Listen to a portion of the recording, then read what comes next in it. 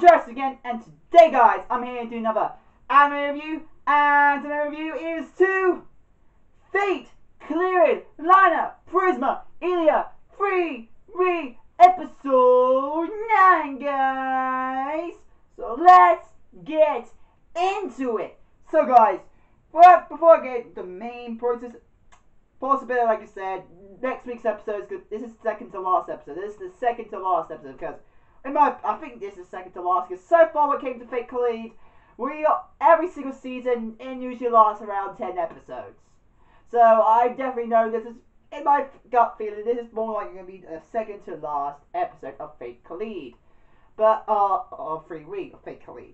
So, I'm just saying that. But next 8 weeks episode is going to be the last episode, which I hope it is, because it'll be embarrassing, bit embarrassing, a bit out of order, but how the rest of Fate Kaleid is doing. But I digress from that now.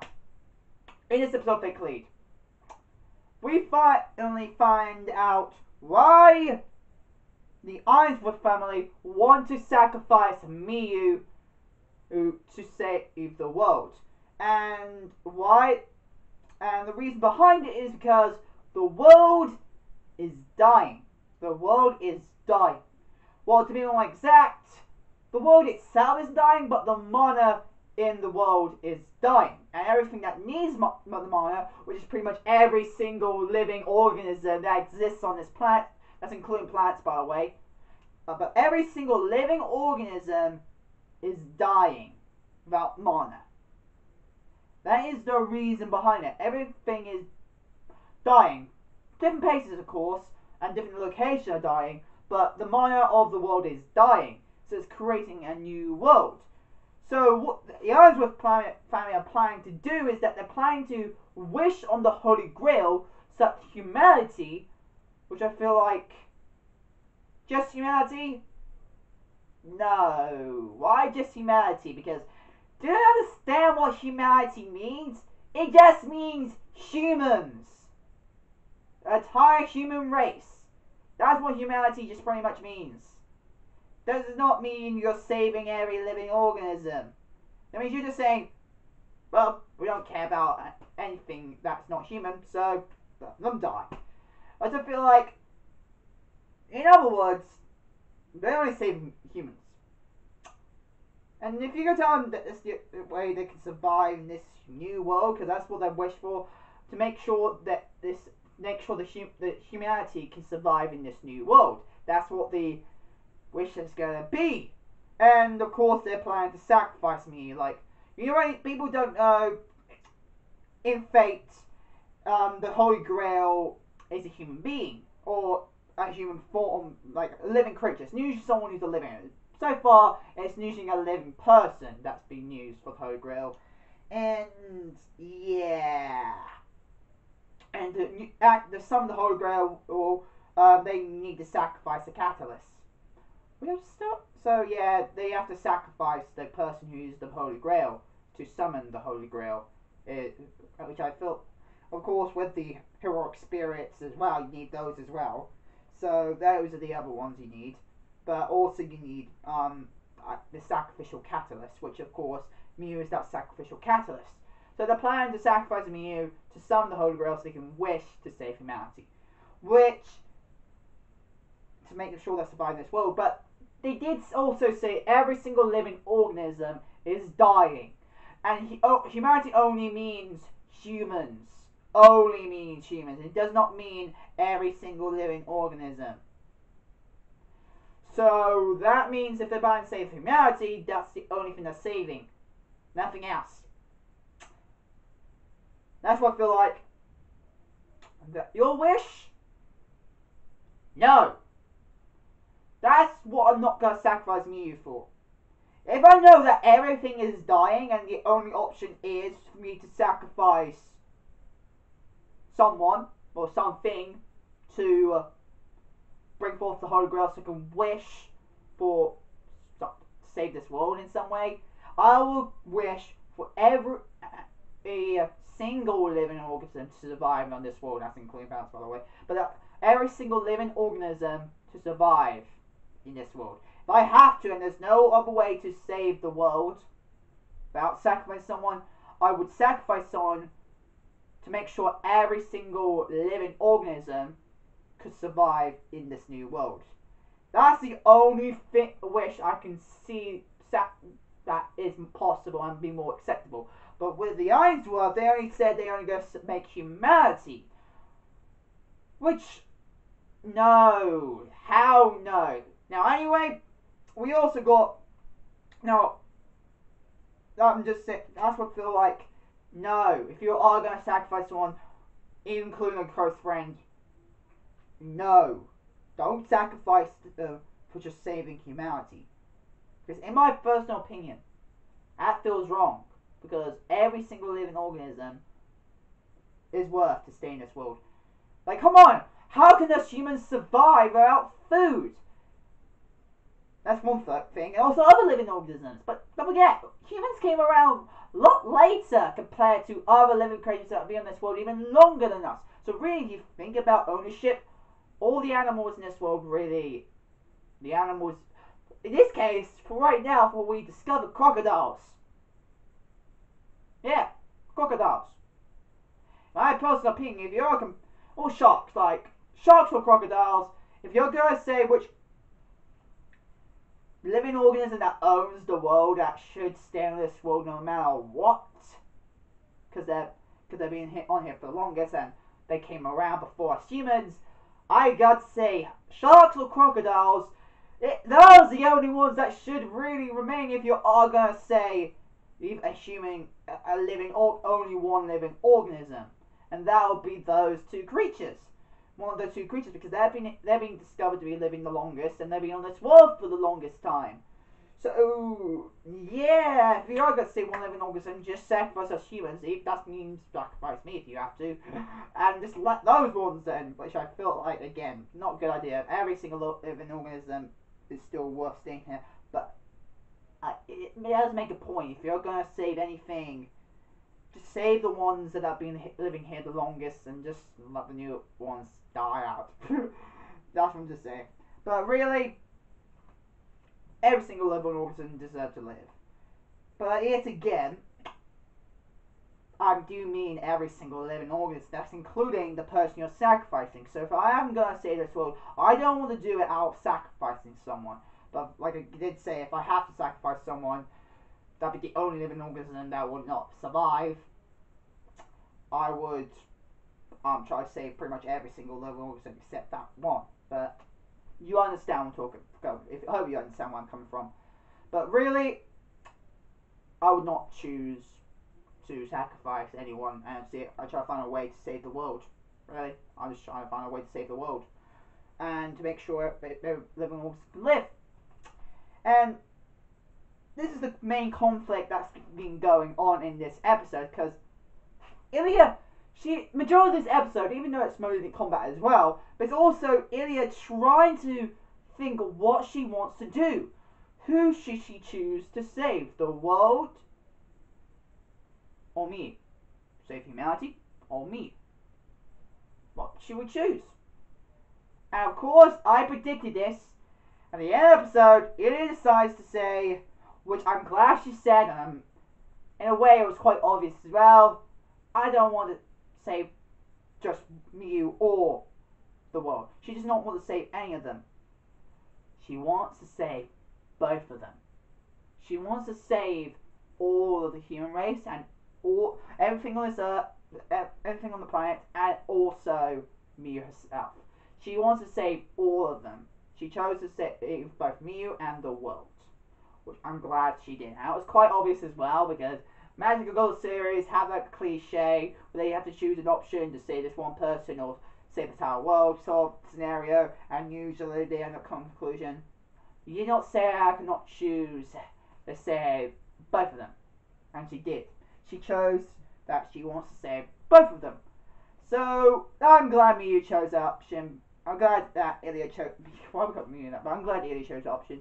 Now, what was going on in the fights? The fight mainly with Koro and female Gilgamesh. I'm still calling her female Gilgamesh no matter what. Female Gil, or Jenica if you need to probably call that her real name. But female Gilgamesh is just fucking awesome. But that battle, fucking hell, that reminded me between what Shiro and Gilgamesh is fighting Fate Stay Night Unlimited Blade Works. That reminded me the fight they had. Oh god. If for anybody who still don't understand why, I know why it made me familiar, why it felt so familiar to Gilgamesh and Shiro's fight in Unlimited Blade Works, it is because, for anybody who still don't know the answer even after watching Fate Stay Night Unlimited Blade Works, Archer, the one that's inside Koro, is the future self of Shiro, otherwise the Hero Emiya, which is the Archer we know from the main Fate Stay Night series.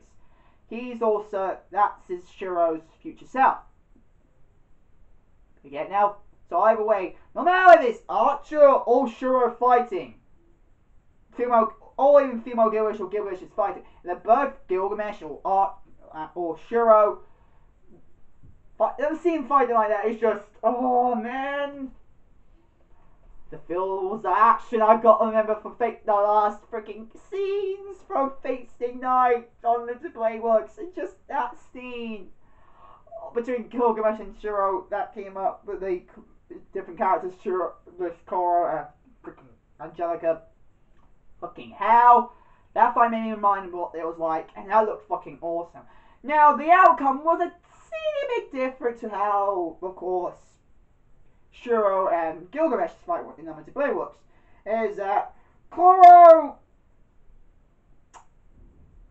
in a way, she did get defeated. Even though she did not die or suffer any proper bad, like deadly wounds, she did get technically defeated by Angelica, by herself. Of course, when Illya came in, she protected her Koro from getting a killing blow from Angelica by using the skill of the assassin class Hashibana. Yeah, I'm trying to still get used to that name, but you know, the legendary assassins, pretty much. The Hashibana. So, yeah, she can use the skill of the Hashibana assassins so she can save Koro. And the skill is that she makes a decoy or some form of physical clone that defended Koro from getting hit from the attacks of Angelica, so she can grab Koro and save her. So yeah, and I got to say, I completely forgot about that. Assassin has that technique. I completely forgot. Literally, I can't believe I forgot that Hashibana has this technique. Main reason why I forgot because I just forgot. That's it. I just forgot when as Illya was in the outfit of an assassin. I completely forgot that she can use that ability now. So when I saw Illya, her body getting struck and coming out of blood, I was like, "Are you fucking dead? Is Illya fucking dead? Is Illya fucking dead?" And when you notice, oh no, woo! I was actually shocked. I thought she was. I don't know why I completely forgot that Hashibana can use that ability and that Illya were able to use it after equipping it.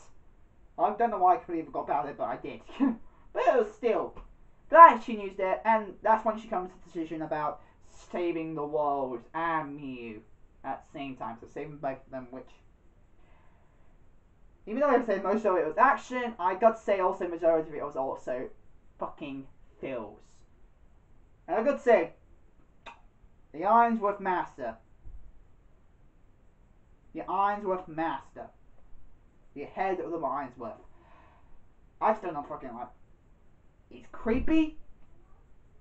He's fucking creepy. He's a badass, but he's a creepy guy. I don't like him.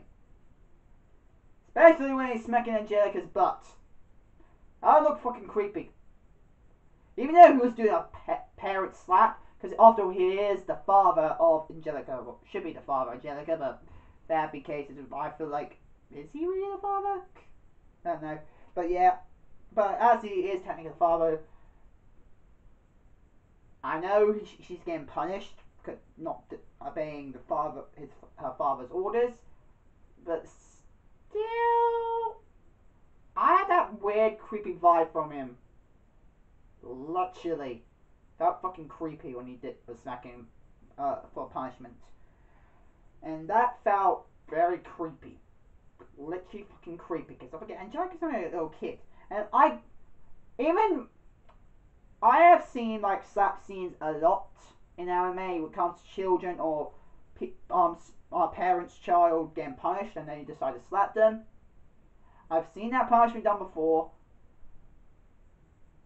but they do it in a way to make sure it's not creepy, unless it is designed for a creepy character, which I have seen that as well. And yes, that character was end up being creepy, but the person who ends up getting slapped is usually, you can definitely tell it's a punishment and it's for comedy purposes as well. But pretty much you can also tell, yes, they're getting punished. They're getting punished, which is obvious. Again, it's also obvious in this, but you feel like there's more than just that going on. Which I feel like, no! I did say that's the only thing I don't like about Fake Kaleid is that how it sexualized the younger audience, which I feel like the younger characters, which I feel like I feel fucking wrong. Don't forget, Illya is only 10 in this, and also Angelica is younger than Illya. No, because I'm aware of the older characters, but the younger characters, no. But of course, lolly aspect, people really like their lollies. I'm not talking about this lolly. I'm not talking about the lolly that people eat. I'm talking about lollies. Young girls looking good. No. I don't like them in that situation. Literally, I don't, because no. But yeah, you understand. But still, the Helensworth family, he's fucking creepy. I still don't fucking like him. No. And he's doing a good job for his characters at least. I have to give him props. He's doing a good job for his character because I feel like he meant to be a creepy character and he's doing a good job of it. And that's the problem. That's the reason why I won't like him, because he's a fucking no. And yeah, and that's I've got to say about him. Now, like I said, most of this episode was just emotion and fighting scenes and Illya figuring out what she wants to do to save Mew, or save the world, and she ends up saying, I'll save both. Which I'm glad she came up with the decision. And that fucking fight scene with Koro and Angelica remind me of how Shiro and Gilgamesh were fighting. Seeing, oh man, that looked fucking awesome again. And yeah. And also finding out the reason why the Allensworth are planning to sacrifice Mew is to, of course, save humanity. And make a wish to save humanity to survive in this new world. And yeah. Now, animation, like I said, looked fucking awesome, especially in that fight scene with Koro and Angelica. Looked good as well. I think there was some bits where I feel like, no. Actually, I think it is definitely the point where the Allensworth family came and that looked, no. That looked, not just from the actions, but the animation on that looked a bit wrong as well. So, no. And yeah, that's all I've got to say. Anyway guys, that's my anime review to Fate Kaleid Liner Prisma Illya Free episode 9 guys. I hope you guys like it. Become a chat fans today. If you guys want to 7ml, comment in the description down below. My address is there, and yeah, hope you guys like it. Comment, subscribe, and I see you guys later. Bye guys!